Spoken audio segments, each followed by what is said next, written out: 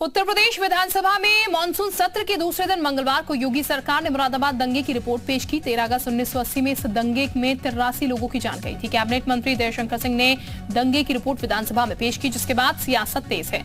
Report से पता चलेगा कि दंगों में क्या हुआ था, इसका जिम्मेदार कौन है। रिपोर्ट में यूपी पुलिस को क्लीन चिट मिलने की संभावना है। अब 43 साल के बाद इस रिपोर्ट को सार्वजनिक किया जाएगा। उस समय यूपी में कांग्रेस की सरकार थी, वीपी सिंह मुख्यमंत्री थे।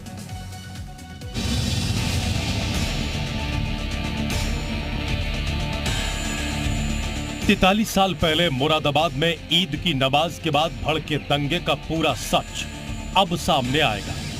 सरकार ने दंगे की रिपोर्ट विधानसभा में पेश कर दी है। विलंब के कारणों सहित सड़क परिवहन निगम अधिनियम 1950 की धारा 33(4) के अधीन सदन के पटल पर रखता हूँ। मत संख्या 30, माननीय परिवहन मंत्री जी। आपका रुपया से दरअसल सीएम योगी की अध्यक्षता में 11 मई को हुई कैबिनेट की बैठक में मुरादाबाद दंगे की एक सदस्यीय न्यायिक जांच की रिपोर्ट को सदन के पटल पर रखने के प्रस्ताव को मंजूरी दी गई थी। सूत्रों का कहना है कि न्यायिक आयोग की रिपोर्ट के मुताबिक मुरादाबाद के डॉक्टर शमीम अहमद खान इस दंगे का सूत्रधार था।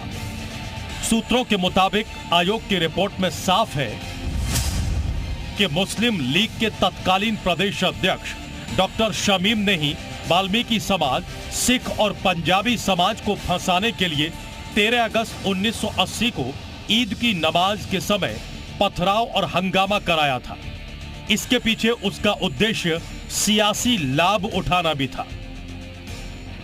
1980 से लेकर अभी तक किसी भी राजनीतिक दल ने मुरादाबाद दंगे की रिपोर्ट को सार्वजनिक नहीं किया।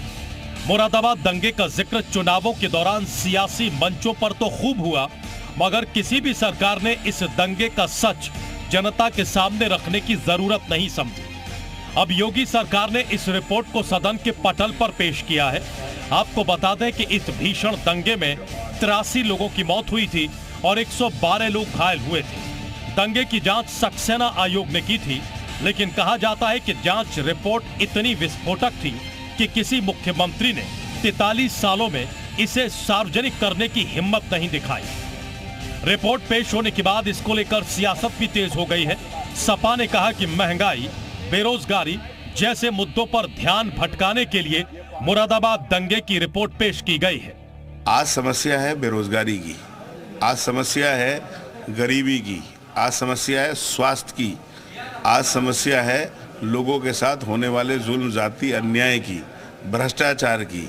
इन सारी समस्या है और जब भारतीय जनता पार्टी की सरकारें इन समस्याओं को दूर करने में वो होती है तो वो इस तरह के प्रोपेगेंडे लेकर आती है। दंगे उत्तर प्रदेश में कई हुए, अलीगढ़ में भी हुआ और भी हुए। वहीं रिपोर्ट को लेकर डिप्टी सीएम केशव प्रसाद मौर्य ने कहा कि हर किसी को इस रिपोर्ट का स्वागत करना चाहिए, क्योंकि इससे पता चल जाएगा कि दंगा कौन करता है, कौन इसका समर्थन करता है और कौन इसके खिलाफ लड़ता है।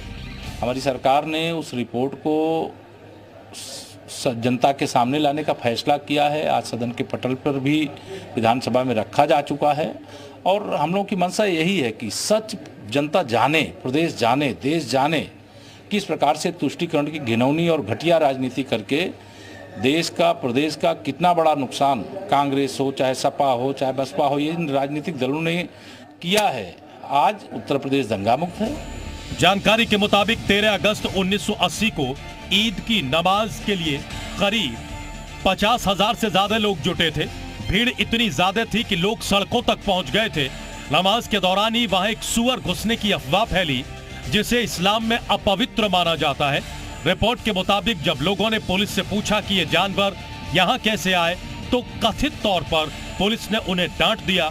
इसके साथ ही कथित रूप से पुलिस ने कहा कि इन जानवरों से सुरक्षा करना उनका काम नहीं है। इसके बाद भीड़ हिंसक हो गई और पत्थरबाजी शुरू हो गई। चश्मदीदों के मुताबिक पुलिस की फायरिंग से भगदड़ मची और इसमें कई लोग मारे गए। इसके बाद मुरादाबाद में कई दिनों तक दंगे भड़कते रहे। ब्यूरो रिपोर्ट, जी मीडिया। तो 43 साल बाद ये रिपोर्ट आई और 1980 में मुरादाबाद में दंगे हुए थे। ग्राफिक्स के जरिए आपको समझाते हैं। ईद की नमाज पढ़ने के लिए यहाँ पर ये लोग गए थे। अचानक से दंगे भड़कते हैं। दंगाइयों ने दुकानों में आग लगा दी, जिसके बाद मुस्लिम वाल्मीकि समाज में झड़प की बात सामने आई। दंगों में 83 लोगों की जान चली गई। जस्टिस सक्सेना आयोग ने जांच की थी। आयोग ने 1983 में रिपोर्ट सौंप दी थी। 43 साल तक सार्वजनिक नहीं हुई थी रिपोर्ट। तो ये आपको बता दें, ये पूरी स्थिति उस वक्त रही। जस्टिस सक्सेना आयोग ने इस पूरे मामले की जांच की थी। आयोग ने 1983 में रिपोर्ट भी सौंपी थी। 43 साल तक सार्वजनिक रिपोर्ट नहीं की गई थी, लेकिन अब इसे सार्वजनिक कर दिया गया है। अब